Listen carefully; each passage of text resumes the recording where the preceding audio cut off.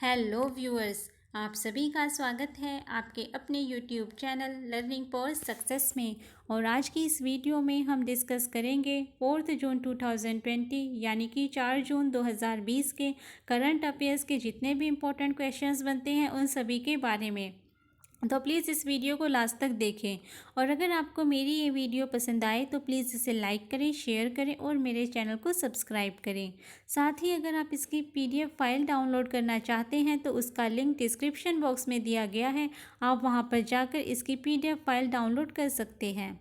इस वीडियो में total 15 questions discuss किए गए हैं जो कि 4 जून से बहुत ही इम्पोर्टेंट बनते हैं। तो चलिए अपनी इस वीडियो को हम स्टार्ट करते हैं और जानते हैं उन करंट अफेयर्स के इम्पोर्टेंट क्वेश्चंस को। तो पहला क्वेश्चन है हमारे पास, which union minister has launched electronics incentive schemes to boost large scale manufacturing of electronics in the country. यानी कि किस केंद्रीय मंत्री ने इलेक्ट्रॉनिक्स इंसेंटिव स्कीम्स लॉन्च की हैं जिससे कि देश में इलेक्ट्रॉनिक्स की बड़े स्तर पर जो निर्माण है, जो उसका उत्पादन है, उसको बढ़ाया जा सके। इसके लिए ये स्कीम लॉन्च की गई है। तो ये लॉन्च की है रविशंकर प्रसाद जी ने, जो कि इस समय कानून मंत्री साथ ही सूचना प्रसारण मंत्री भी हैं। अगर हम बात करें तो इसमें टोटल 3 स्कीम्स लॉन्च की गई हैं और ये 3 स्कीम्स हैं। पहली है प्रोडक्शन लिंक्ड इंसेंटिव, यानी कि प्रोडक्शन को बढ़ाने से रिलेटेड है, उत्पादन से बढ़ाने से रिलेटेड है और इसमें टोटल 41,000 करोड़ जो है इस योजना में इन्वेस्ट किए जाएंगे। नेक्स्ट है कंपोनेंट मैन्युफैक्चरिंग स्कीम और इसमें टोटल 3,300 करोड़ यानी कि 3,300 करोड़ रुपए खर्च किए जाएंगे। और नेक्स्ट है मॉडिफाइड इलेक्ट्रॉनिक्स मैन्युफैक्चरिंग क्लस्टर्स और इस स्कीम में टोटल 3,800 करोड़ यानी कि 3,800 करोड़ रुपए जो है वो इस योजना में इन्वेस्ट किए जाएंगे। यानी कि अगर हम बात करें टोटल की तो टोटल लगभग 48,000 करोड़ रुपए जो हैं वो टोटल इस योजना में इन्वेस्ट किए जाएंगे। क्योंकि अभी जब प्रधानमंत्री जी ने कोरोना राहत पैकेज अनाउंस किया था तो तभी हमारे फाइनेंस मिनिस्टर जो कि निर्मला सीतारमण जी हैं, उन्होंने ये अनाउंस किया था कि अब आत्मनिर्भर भारत योजना जो है वो इंडिया में लागू की जाएगी। तो उसी के मद्देनज़र ये स्कीम्स जो हैं इंडिया में लॉन्च की गई हैं जिससे कि मोबाइल्स का उत्पादन इंडिया में ही किया जाए और बाकी जो भी इलेक्ट्रॉनिक्स हैं, जो भी हम फ़ॉरेन से यूज़ करते थे, फ़ॉरेन से मंगवाते थे, उनका इंपोर्ट करते थे, उनको कम करके इंडिया में ही उनका प्रोडक्शन किया जाए। तो यानी कि ये एक कदम है आत्मनिर्भर भारत की ओर। नेक्स्ट क्वेश्चन है, what is the duration of प्रधानमंत्री स्वनिधि स्कीम यानी कि PM स्वनिधि स्कीम। तो जैसा कि आप सभी जानते हैं कि PM स्वनिधि स्कीम जो है वो अभी स्ट्रीट वेंडर्स के लिए, उनको आत्मनिर्भर बनाने के लिए लॉन्च की गई है। तो इसकी जो ड्यूरेशन है यानी कि इसमें कब तक लोन लिया जा सकता है इसके अंतर्गत, तो इसके अंतर्गत लोन लिया जा सकता है मार्च 2022 तक। यानी कि इस स्कीम में स्ट्रीट वेंडर्स को टोटल 10,000 तक का लोन जो है वो प्रोवाइड कराया जाएगा और जो मंथली इंस्टॉलमेंट्स में है ये इसे रिटर्न कर सकते हैं और ये कोलेट्रल फ्री होगा। नेक्स्ट क्वेश्चन है, which state has become the first state in the country to prepare 1 lakh beds for COVID-19 patients. यानी कि भारत में पहला वो कौन सा राज्य बना है जिसने COVID-19 के पेशेंट्स के लिए अपने राज्य में 1 लाख बेड्स जो हैं वो तैयार कर लिए हैं। तो ये किए हैं उत्तर प्रदेश सरकार ने, यानी कि ऑप्शन नंबर 2। नेक्स्ट क्वेश्चन है, which bank has introduced INDGECLS COVID-19 scheme. यानी कि किस बैंक ने INDGECLS COVID-19 स्कीम जो है वो लॉन्च की है। तो ये की है इंडियन बैंक ने और ये स्कीम MSMEs के लिए लॉन्च की गई है जिससे कि उनको ईज़िली लोन्स जो है वो प्रोवाइड करवाए जा सकें।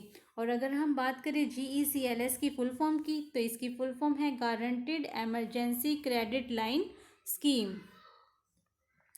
नेक्स्ट क्वेश्चन है, ए कोविड-19 testing laboratory has been established in which institute, यानी कि अभी कोविड-19 की टेस्टिंग से रिलेटेड एक लेबोरेटरी है, एक प्रयोगशाला है, वो किस इंस्टीट्यूट में स्थापित की गई है? तो ये स्थापित की गई है NESIT यानी कि north east institute of science and technology के जकोता कैंपस में ये स्थापित की गई है।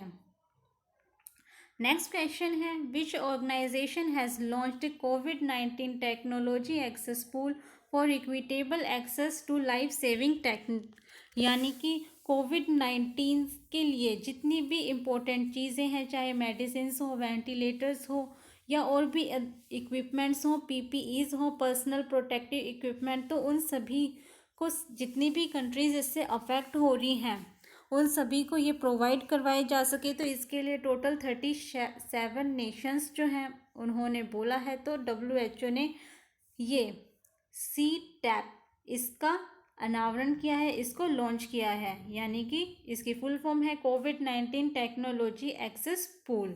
तो इसका आंसर बनता है WHO, यानी कि कोविड-19 टेक्नोलॉजी एक्सेस पूल जो है वो वर्ल्ड हेल्थ ऑर्गेनाइजेशन ने लॉन्च किया है।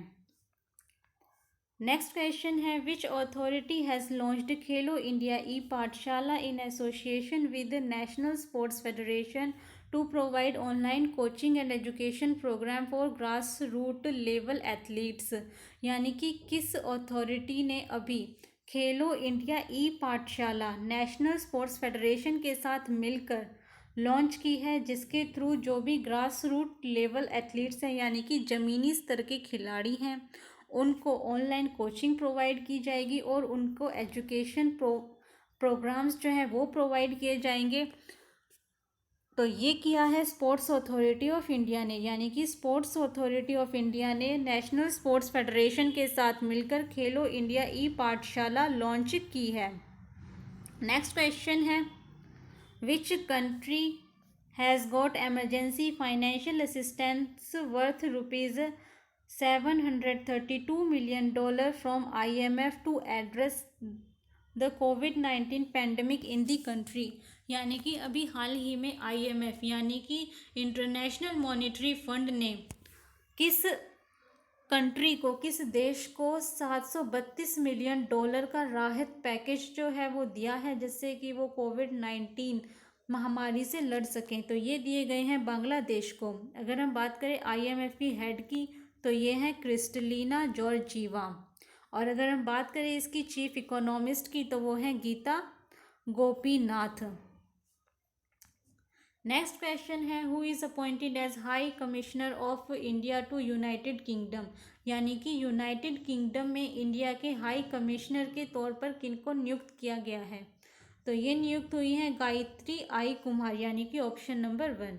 और अगर हम बाकी के ऑप्शंस को देखें तो दीपक मित्तल जो हैं ये हाई कमिश्नर अपॉइंट हुए हैं बहरीन में, ये कतर में अपॉइंट हुए हैं। पीयूष श्रीवास्तव ये बहरीन में अपॉइंट हुए हैं, और पेरियासामी कुमारन ये हुए हैं सिंगापुर में। नेक्स्ट क्वेश्चन है, who has become the 15th commander in chief of Andaman and Nicobar command, यानी कि अंडमान एंड निकोबार में 15th कमांडर इन चीफ कौन बने हैं? तो ये बने हैं मनोज पांडे, और मनोज आहूजा ये CBSE के चेयरपर्सन बने हैं, और नीरज व्यास ये बने हैं MD and CEO of PNB housing finance, और अधीर रंजन ये बने हैं पब्लिक अकाउंट्स कमेटी के चेयरपर्सन। नेक्स्ट क्वेश्चन है, who has become the new president of Bharatiya Janata party इन दिल्ली, यानी कि दिल्ली में भारतीय जनता पार्टी के अध्यक्ष कौन नियुक्त किए गए हैं? तो ये बने हैं आदेश कुमार गुप्ता, यानी कि ऑप्शन नंबर 2, और इससे पहले थे मनोज तिवारी, यानी कि ऑप्शन नंबर 1।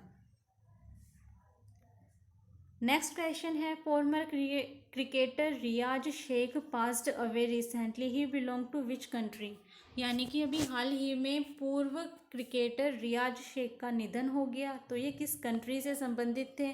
तो ये पाकिस्तान से संबंधित थे और अभी हाल ही में कोरोना वायरस की वजह से इनका निधन हो गया। नेक्स्ट क्वेश्चन है 9 time world champion motorcycle road racer Carlo Ubbiali passed away, he belong to which country. यानी कि 9 बार के world champion motorcycle road racer Carlo Ubbiali का हाल ही में निधन हो गया। तो वो किस कंट्री से संबंध रखते थे, तो वो इटली से संबंधित थे, यानी कि वो इटली के रोड रेसर थे। नेक्स्ट क्वेश्चन है what is the name of the international Archer coach who has passed away recently in A road accident. यानी कि अभी हाल ही में अंतर्राष्ट्रीय तीरंदाजी कोच कौन थे जिनका निधन हो गया है एक सड़क दुर्घटना में। तो उनका नाम है जयंती लाल नानोमा, यानी कि ऑप्शन नंबर 1। और ये मात्र 34 ईयर्स के थे और एक सड़क दुर्घटना में इनका निधन हो गया। अगर हम बात करें बाकी के ऑप्शन की, तो योगेश कुमार ये एक लिरिस्ट थे, इनका भी अभी हाल ही में निधन हुआ है। वाजिद खान ये म्यूज़िक कंपोज़र एंड सिंगर दोनों थे और इनका भी कोरोना वायरस की वजह से हाल ही में निधन हो गया। और मोहित बाघेल ये एक्टर थे और ये कैंसर से जूझ रहे थे और अभी इनका भी हाल ही में निधन हो गया। सो नेक्स्ट क्वेश्चन है on which day international day of innocent children victims of aggression is observe. यानी कि आक्रामकता से पीड़ित मासूम बच्चों का जो दिन है वो किस दिन मनाया जाता है। तो ये मनाया जाता है 4 जून को, यानी कि 4 जून 1997 को 1997 को बाल अधिकारों के लिए एक प्रस्ताव जो है वो पारित किया गया था। तो इसी दिन 4 जून को ही ये दिवस मनाया जाता है ताकि बच्चों का कहीं पर भी कोई शोषण ना कर सके, उनको सभी तरह की सुविधाएं मिले, तो इसलिए ये दिन जो है मनाया जाता है। तो ये थे आज के यानी कि 4 जून के करंट अफेयर्स के इम्पोर्टेंट क्वेश्चंस। अगर आपको मेरी ये वीडियो पसंद आई हो तो प्लीज़ इसे लाइक करें, शेयर करें और मेरे चैनल को सब्सक्राइब करें। And thanks for watching.